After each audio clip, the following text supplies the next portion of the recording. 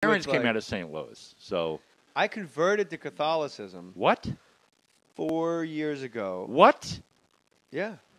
Your wife is Catholic. That would be the only reason. No, that's not the reason. You converted to Catholicism? Had a calling. That's like going to Vietnam in 72. That's like fighting your way back to Vietnam. Yeah, well, 72 was a big year in Vietnam. What got you back? Everything got cleared out, you know. Nixon, that's the one thing about Richard Nixon nobody ever gives the guy credit for. He ended the Vietnam War. I'm trying to put something else on the table to temper your anger.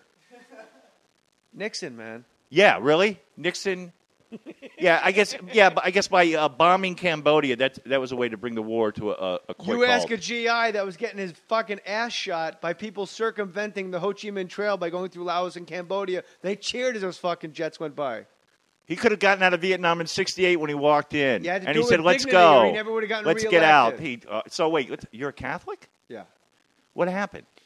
All right, I'll tell you. By the way, welcome to the Alan Havey podcast. My special guest today is Jay Mohr. Yeah, this is great. All right, go ahead.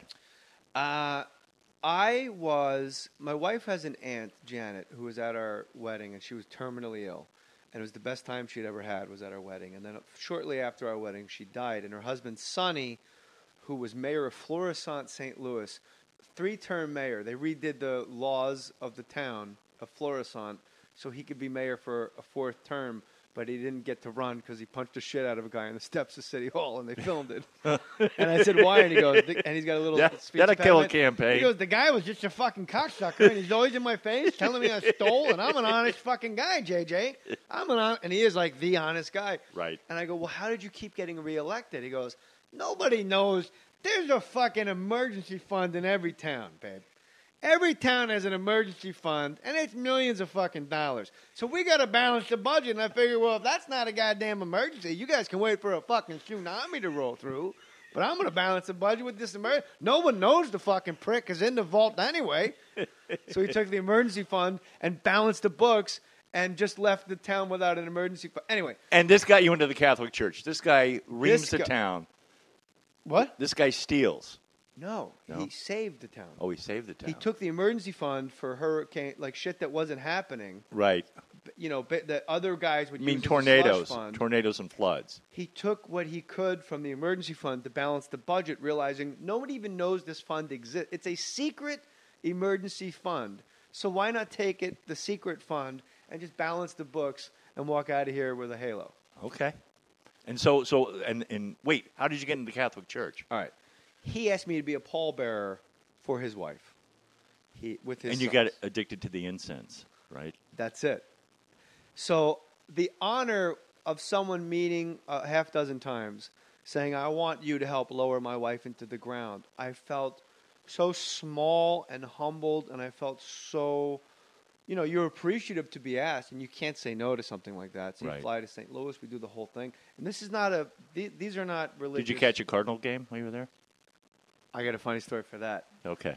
The game that went 19 innings. Yeah.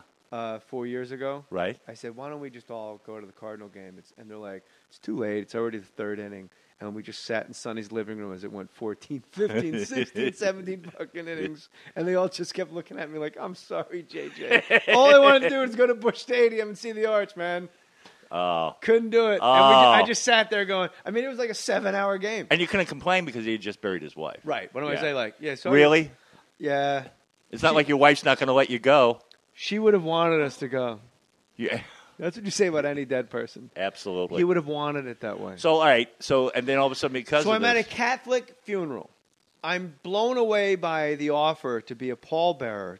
This is what you asked the people closest to you, but for some reason, Sonny took a liking to me and wanted me. And your family now? Yes. And peripheral, my wife's uncle that lives in St. Louis asked me to lower his wife into the ground with his sons, as opposed to his army buddies or best friends or people he's known his whole life. And I took that shit so seriously where I felt humiliated in a way and like I'm not worthy of this honor. I felt so small and this is bigger than me. Just don't drop it. Just be cool. And then at the funeral, it was a Catholic funeral, which I'd never been a part of. I was really taken by the formality, the pomp, the circumstance, the incense, the flowing robes, the majesty. He had a big hitter, the Lama. He had it all. And I was really into it. I'm like, wow, I've always wanted a cop funeral or a military funeral. I'll never get one. And I was like, maybe the Catholic funeral is the way to go. But that was in the back of my mind. But what was in the front of my mind was, from the moment Sonny called me, I felt an odd nagging spiritually that I didn't sync up to that call until much later, talking to people about And you got baptized? No, I'd already been baptized, and the Catholic Church says, if you've been baptized, we're not going to mess with it. You're cool. Okay. So then I kept thinking about what an honor it was for that man to ask me to help bury his wife. And the funeral was so beautiful, and I really dug it. And I spoke to the priests there, and they were neat. And I said, let me go. You know how you audit a class? Let me go audit a mass. I'll go to St. Monica's Church. I go to St. Monica's Church, and I kept saying to my wife for like a month, I feel like I've been called upon. I don't know how to explain it. I feel like I've been called upon. And you got to answer that. Well, I didn't know at the time. No, I'm not putting you down. I said, I know. When you have that urge, whatever it is, right, you've got to seek that out. That's why I'm happy to explain this to you, and I would love to explain it to like Bill Maher and Penn Jillettes of the world that are like, religion is the fucking worst.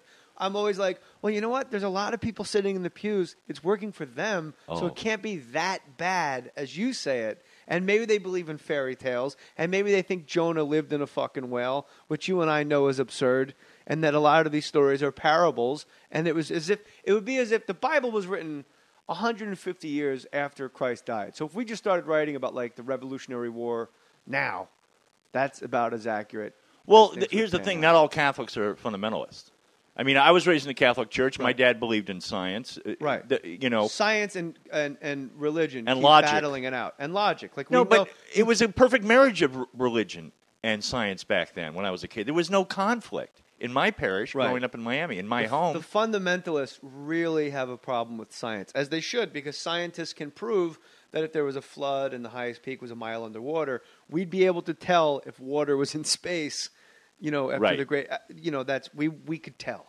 Yeah. We could just figure that out. We'll figure it out. We just know that a man didn't live inside the guts of a whale. It's a parable. It's a story, faith and, things of that nature. However, so that's the balancing act for me personally. Okay. I'm going to get back to the original thing. So you went to St. Monica's. You saw I go to St. the celebrities Monica's. there. No. You said it was kind of cool. No. You really got into it. You got a couple of parts in a film just from going to St. Monica's. You go, hey, this Catholic thing is working out. Forget about the pedophilia. Forget about this multinational corporation that has enabled pedophilia for centuries. Yeah, no, that comes from the back. That comes from the head of the snake. Really? My church, there's no one. It's. You have your own church? Yes. In the backyard? I haven't seen it. Fake mustache church. Okay. I go to Mass, and again, for a month, I'm thinking to myself, I've been called upon. Monsignor Torgerson comes out, who I found out after the fact at Chris Farley's funeral. Like, all these neat things happened after the fact, which is good because nothing swayed my decision other than my own personal thirst for some type of spiritual knowledge and awakening. And you're married, and you have kids, and you still have the spiritual hunger. Well, I got tired of telling people, well, no, but I'm really spiritual. Because more and more people, like strippers say that. And it's like, fucking pick a lane. What are you? Like, what am I as a guy? If I'm not religious, that's fine. But I do believe in God. And I do believe, we know Christ was a guy that walked the earth. And he was cool enough that he's the only guy out of 3 that we still talk about now. Right. Jim Jones made a run at it, but we only talk about him as the guy that said, children, please, we can die with dignity or live. Please, ladies and children first. Women and children first, that fucker said. So out of all of humanity in the history, since we crawled out of the ooze and walked upright. Oh, that's not how it happened. It's Buddha, Allah. God went Shazam. That's how we got here. Yes, he got some dust and just went Shazam. It's only 6,000 years old, the earth. Buddha, Allah, and Christ. That's your big 3. That's Bosch, LeBron, and fucking Dwayne Wade right there of religion. So, all right. So I go to St. Monica's Church, and again, I keep thinking I've been called. I would throw Jolson into that mix, but go ahead. Al Jolson. Yes. All right. Well, I don't know if you meant his sister Nancy. No. Monsignor Torgerson walks out in Mass, and his homily starts with, friends, we're a called people. That fucked my head up. Okay. Like, he's been in my head for a month arguing with me. We've been called upon. And he just comes out, and his homily is about, we're called upon everything of significance. And Monsignor Torgerson he's Morrison. He's a rock star. Not Keith Morrison. Now Jim he's Morrison. at St. Monica's? Yes. Okay. And he's amazing. And he's the most captivating. I'm trying to get him to do a podcast on the label. Good luck. We'll try. Yeah. But he said that, and then the homily was all about everything great that has happened in the Bible or in our lives we've been called upon. And it all just synced up. I found out after that, I came home, I told my wife, I went to a mass at St. Monica's. And my wife goes, I was baptized in St. Monica's. You didn't know that? No. I go, you're kidding me. She goes, no. So was Maddie. So was, this person that I love, that person that I love. I call my friend Billy Hayes. It's actually my sponsor. I go, Billy, I just came from a mass at St. Monica's. He goes, St. Monica's on Colorado or California? I go, yeah. And he goes, let me tell you something. I was smoking crack in Brooklyn and drinking, and I woke up underneath the Santa Monica Pier. I don't know how I got there, but when I woke up, I walked blindly up Wilshire Boulevard. Never been to L.A. in my life. I spent more time in Beirut in the Army than I've ever spent west of Denver, okay? And I walked into St. Monica's Parish. And they let me sleep there for 4 days, and I detoxed at St. Monica's Parish. Now, when I was a kid growing up, Billy Hayes told me this. When I was a kid growing up in Brooklyn, my priest, I got in so much trouble, but I felt bad about it because I was a good kid, but I just kept fucking up. My priest always said, you're just like St. Augustine. You're just like St. Augustine. He always wants to, you're just like St. That's all he ever said to me. When I got to St. Monica's Parish, and I detoxed, and I was clean 4 days, and they realized we can't keep this guy here and let him sweat on our pews. Right. Let's cut him loose out of the rectory, sleeping in, Father Willie's bed while he's on hiatus. I go home. I call Father, I forget the guy's name, seeing if he can maybe pick me up at JFK when I come home. And he goes, where have you been? He says, I've been at St. Monica's Church. They took me in. And he goes, you've got to be kidding me. He goes, no, why? He goes, that's St. Augustine's mother. Wow. So all these people at once after that mass told me, oh my God, you don't even know how amazing this is. So why didn't he go to the racetrack and bet? Since, everything was going well for him. There's guys that were taking that go, well, hell, if that's a coincidence, I'm going to go bet on, there's a horse called St. Augustine running in the 4th race. Oh my God, Alan Havey, I am combing that degenerate newspaper they call the Racing Form. For a St. Augustine or a Monica. Absolutely. And we'll go. Don't leave it at the Catholic Church. We'll go. Yeah. Will you go with me? Do you like going? I live in... No, I don't. Because, here's the thing. I was raised in the Catholic Church, baptized. No, I mean go to the horse track. Oh, yeah. No, I don't... No, because I'm into animal rights now. I don't like to go watch horses. Animal rights, my nuts. Yeah. You're out of your mind. No, I'm not. I just don't really? I just don't like to see horses being ridden for sport. I used to ride horses as a kid. I don't ride horses anymore. Are you really an animal rights guy? Yeah, not like heavy duty, but yeah, I you just like those avoid... Sarah McLachlan commercials that come on where it sounds like somebody's fingering an angel, and she goes, "Hi, I'm Sarah McLachlan." My wife and a friend and myself started a nonprofit not too long ago called Friends of Animal Shelters. All right.